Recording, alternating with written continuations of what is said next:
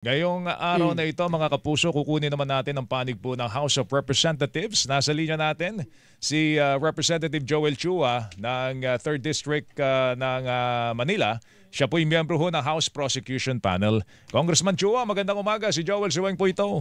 Magandang umaga po, Congressman. Ay Joel and Weng, magandang umaga at sa lahat ng inyong mga taga-subaybay. Alright, saan ho ba tayo nakatuon ngayon? Sa Pebrero ng susunod na taon o nakatuon pa rin ang inyong pansin doon sa ating hinihintay na motion for reconsideration dyan po sa, Korte Suprema? Joel, hindi pa po tapos yung laban.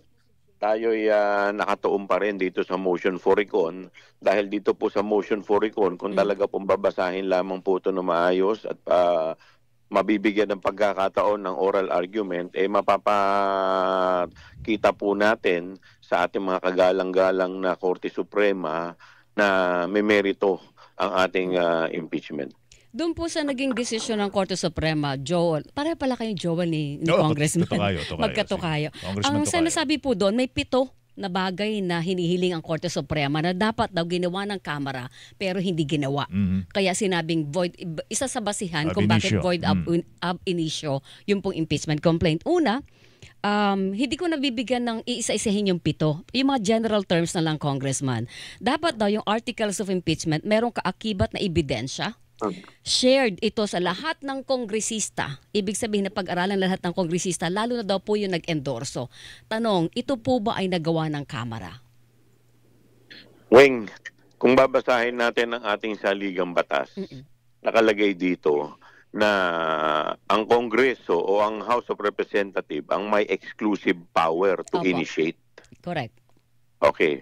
Hindi po, kumbaga binibigyan po kami ng malawak na pagkakataon na gawin ng paano ito. Ang initiation ay filing lamang ng complaint. Dalawang klase po kasi ang initiation. Yung isa, committee procedure at yung isa, yung House action. Ito yung nasa paragraph 4. Okay, yung committee procedure, ito po yung nire-require na isumit ito sa committee, i-refer ito sa Committee on Justice kung saan magkakaroon ng paglilitis. Pero yung ginawa ninyo, yung isang hakbang kung saan makukuha niyo na yung 1/3 of the House para diretso sa Senate. So hindi na dumaan talaga sa Committee on Justice. Hindi po ito dumaan sa Committee on Justice. Correct. Pero yun daw pong... ito pong hinihingi po nilang mga additional requirement. Additional po ito. Na wala naman po sa ating saligang batas. In fact, kung titignan po ninyo ang ating saligang batas, sa same article 11, paragraph 8, nakalagay po dito, Congress shall promulgate its rules. Correct. Ibig sabihin, kami po ang dapat na gumagawa ng sarili naming rules.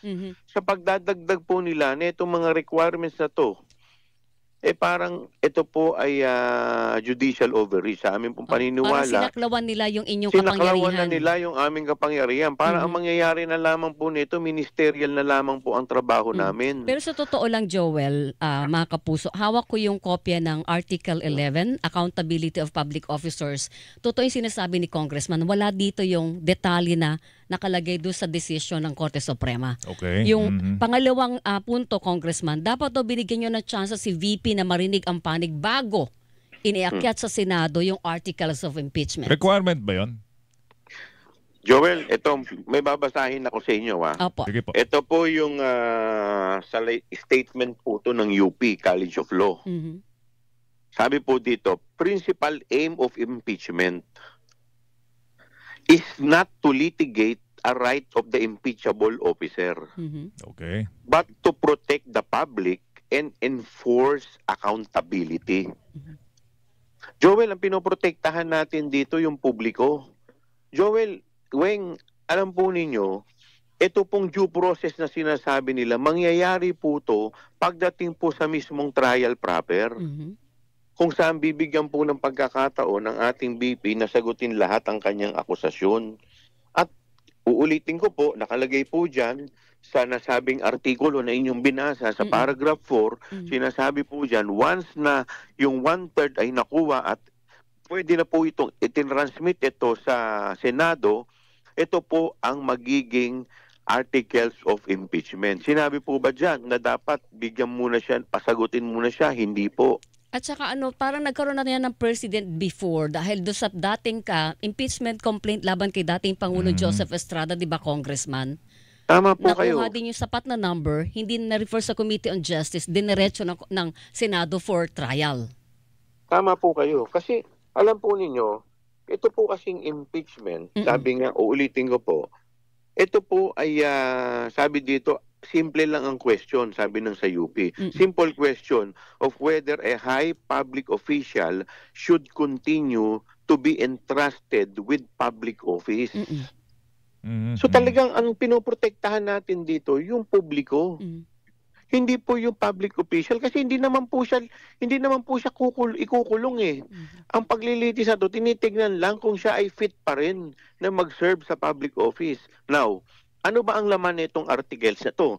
Na sinasabi nila na hilaw, hindi daw pinag-aralan.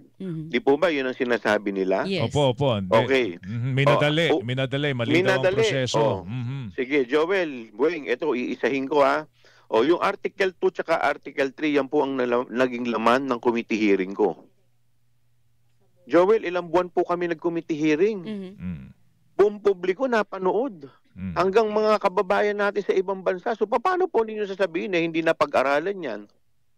O yung Article 1, ito po yung pagbabanta sa ating presidente. Lahat po tayo nagulantang. Tingin ko po, kahit magtatako, napanood po yun. Yung Article 4, ito pong Article 4, yung SALN. Ito pong Article 5, ito po yung naging yung mga resulta ng EJK, kung saan ito po yung naging topic din sa Quadcom. Pero yan lahat po, yung mga binanggit mo na yan na basis, Congressman, naka-attach po ba yan bilang ebidensya laban kay BP lahat doon po po yan. sa articles of impeachment? Ma'am, lahat po yan. Nandun po nung sinumiti po yan. At saka, in fact, yan po ay diniscuss. Pinatawag po lahat ng congressman, nag-usap-usap po. May mga congressman po, halimbawa po si Congressman Rufus Rodriguez. Opo. Ang gusto po niya, idaan po sa yung mode na isa ang Justice Committee. Yes, yun po. Kaya nga po nagkaroon po ng malayang talakayan. So kung sasabihin po nila na hindi po ito na tinalakay, isa-isa po yun diniscuss eh.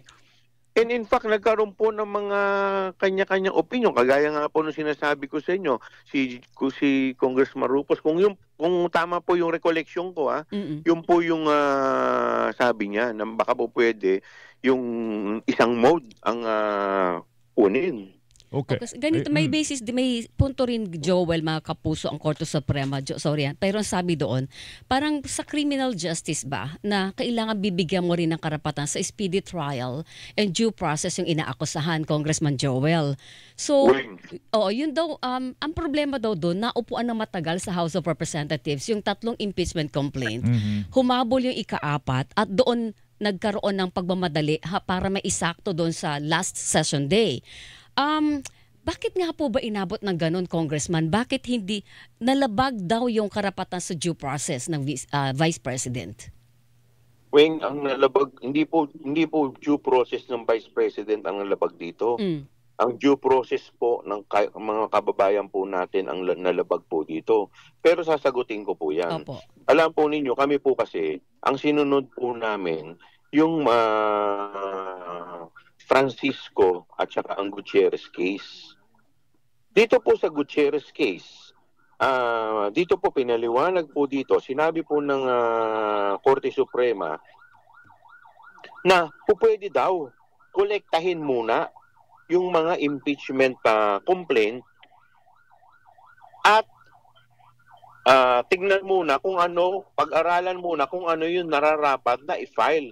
Dahil kung ang magiging basihan po natin ay yung first to file, pwede po itong gamitin ng mga bogus na complainant sa future. Yung po yung sinasabi. At saka, maliwanag naman po doon sa saligang batas. Tignan po ninyo dyan. Ang nakalagay naman dyan, kailangan yung 10 session days. 11 session day na po na ipasa sa Senate. Ay, sa i-refer sa plenary. Ano po? 11 session day nyo na raw po na i-file sa plenary. Hindi po totoo yun. 10 session days. Ito nga po marami po kasi kung pinagbigyan lamang po nila ng pagkakataon na magkaroon ng oral argument, sana po nakorek po yung mga factual basis, mga factual incident na sa tingin ko po ay hindi mali po. Halimbawa, isa na lang po to. Sinasabi po nila na hindi daw po kami nagbotohan sa plenaryo. Ang pinagbasihan po yung ulat ng ABS-CBN na dininay naman po ng ABS-CBN. Kung yun po ay pinagbigyan ng pagkakataon na magkaroon ng oral argument, manakorek po yung mga factual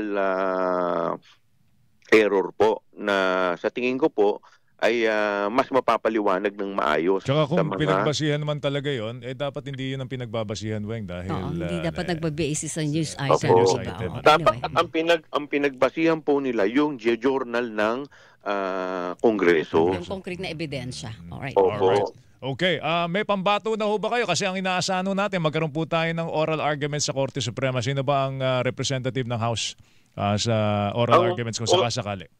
OSG po yan Ang magre-represent po dyan ng OSG po. Opo. Pero sa ngayon ba hindi option pa yung mag-refile na lang ng bagong complaint by February 6, 2026, Congressman? Well, kung talagang wala na tayong pupuntahan, sigurado, yun naman talaga rin Pero siyempre kami, as much as possible, with all due respect, hindi naman po ito pangbabastos, no? Ito naman po ine-exhaust lamang natin lahat ng legal remedy na meron po tayo nang naayon naman po sa batas. Ang tawag po doon ay rule of law. Tsaka pala may pending kayo na yung recommendations ng committee ninyo sa Office of the Ombudsman, di po ba? Kasi sabi ng DOJ, hindi immune from suit ang Vice Presidente. Hindi po immune from suit, pero kung babasahin po natin ang charter na nagbuo po sa Office of the Ombudsman, hindi po nila po pwedeng litisin ang mga impeachable officers. Kaya ganun din po ang resulta nun. Okay, Kong, sige, abangan namin yung mga development. In the meantime, salamat sa oras mo. Sir, mag-ingat ka. Thank you. Maraming salamat. Mabuhay po kayo. Good morning Si po. Manila Representative Joel Chua, member ng House Prosecution Panel. Imbitahan din daw natin si Senator Marcoleta. Kahapon na po. Oo, natapos namin si Congressman. Baka hindi nyo ho nasubaybayan kahapon. Tsaka si Senator Risa Ontiveros nakausap na rin namin kahapon.